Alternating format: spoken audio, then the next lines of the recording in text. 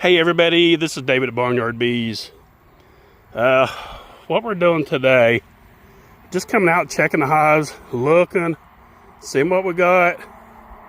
The goldenrod is slowly dwindling out. We had our first frost this morning, so there shouldn't be much left after today. Had a viewer ask about reducers and when to put them on, and what I do every year, because I try to give these bees as much space as possible, and while a flow is still coming in, I like to give them full access to their entrance. But as it gets cold, and if your goldenrod is gone, then go ahead, yes, and put on your reducers, and let's get it sealed up for the winter time.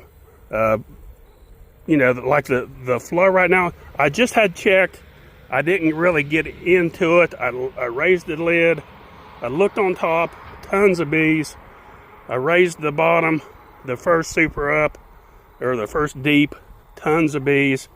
So even though you don't see any traffic coming and going, it's about noon here in North Georgia. It's about 60 degrees. So there's not much out for them to get. And as I was picking up that top super, it was extremely heavy. Extremely heavy. So knowing there's plenty of honey in there. So that's the things you need to watch out for and keep up with right now, is hopefully you've done your mite treatments. You can continue to, as long as they're not in cluster. But hopefully you have already finished that, because what I like to do is be completely done with your treatments before the first frost. Because that frost will knock down those mite counts usually outside of the hive. Of course, inside they can survive, but outside, as far as the bees foraging and actually getting mites on them, it reduces dramatically once you get a nice frost and preferably freeze. But keep an eye on the weight of your hive right now. Hopefully you had a good goldenrod. I can tell by going around and looking at the hives and picking them up, we had a very, very good goldenrod, because the hives are very, which I know they was going to, because I watched the traffic. I seen how much nectar was coming in and pollen. Our goldenrod done extremely well this year. So I know the bees had plenty of opportunity and not too much rain to hurt it. So that helped a lot. Oh, another subject I want to kind of touch on today is not bee related, but you know, as the season ends, you know, you go seal up your hives, you go put in your sugar cakes. We'll talk about that later on another video. We'll make up an emergency sugar cake, which I'm sure this hive doesn't need it, but just in case, and it doesn't hurt anything. And you can always pull the thing back out, the sugar cake, in the spring, and let all the community bees feed on it.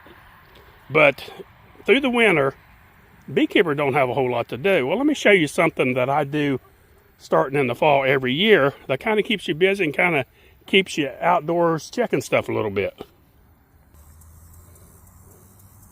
Okay, this is my winter garden.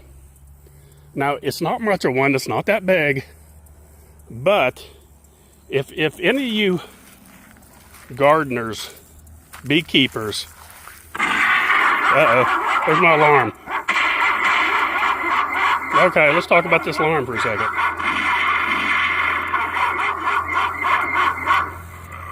My chickens and geese free range. Had to keep away, keeping them out of the garden. These are my alarms that scare them. They about scare me every time I come out. But they work pretty good.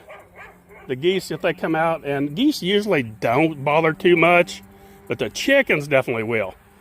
The chickens will tear this cabbage up. So I got these alarms set. I got one there. I got one there, and one down at the end of the garden. So that keeps them, and they would love this Georgia collard greens. And so those alarms, if they come down, they're not too, chickens aren't too smart, so they hear that, they run, it scares them to death. So it works pretty good. Like I said, I got Georgia collard greens. Okay, here's what happened here. I got 2 rows over there. There it goes off again. I set the motion. And these right here are volunteers. So what happened, I let my Georgia collards go to seed this year because I wanted to collect some of the seeds. So what I did,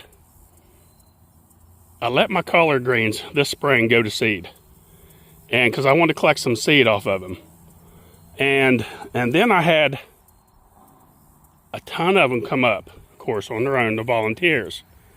And I thought, well, I'll just let them grow, because they can grow like this, especially in the wintertime where you don't have a lot of weeds to contend with. So I'm just letting them grow as is. And these are already, I planted these like early part of September, about the first week of September. The same as the cabbage. I had a little bit of trouble with, and it's only on a couple of them, with the moth, the coddler moths or whatever you call them. They lay the worms in there. So they've actually got on a couple of these, and I did put some 7 dust down. But some of these are late flat Dutch, and I can't remember what the other ones are, but they all do very well. Now, here in North Georgia, the temperature normally, deer track, get at the lowest about 8 degrees. Over the last 5 years, 5 degrees, take it back. Over the last 5 years, from what I remember, 5 degrees is as cold as it's got. It will not kill the cabbage. It will not kill the collard greens. So I'm not sure what temperatures they will tolerate, how cold it can get. Now, as you can see, we got some cucumbers here. The ones on the end, because I tried to get out a late bunch, but I was a little bit too late to plant them. They are blooming. The frost, it was a light frost that we got last night, so it kind of hit and miss. So it missed some of these. Some of them you can see where it scalded a little bit. And some of these are actually volunteers as well, because this is where I had my cucumber patches this year. Well, when I tilled it under from my fall garden, well, I tilled under the seeds as well. A bunch of them come up. I thought, well, we'll just leave them, because I do have a row of collards right here that will take over. I thought, well, if they do crowd out the collards too much and kill them, it won't matter, because I got this huge row over here that'll be more than ever be eaten. What I like to do is, you can eat these now. These are very good. These are very tender Georgia collard greens, and I've been eating on them a little bit, but we like to have a big bunch, especially at Thanksgiving. And I'll pick a bunch of the big leaves. By then, you know, they'll be huge. And within another 3 weeks, these will be huge. And I like cooking them down and throwing ham. I cook them, I'll boil them down, get them boiled down a little bit, throw a bunch of butter in, some ham, and they're excellent. A little bit of salt and pepper, very, very good. But if you want something to do in the off season, take up some fall gardening. I do it every year. Love it. Love it. The pest, you won't have hardly any pest from October on. Had to put a little bit of 7 dust on. You can see the remnants of some of it, some of the 7 dust on the cabbage. And you don't have to do anything with the collard greens. The insects don't seem to bother it as much, but they're really fun to do. Fall garden will kind of keep you going, outdoorsy. You know, you can come out every day and look at them, and these cabbage will grow from now.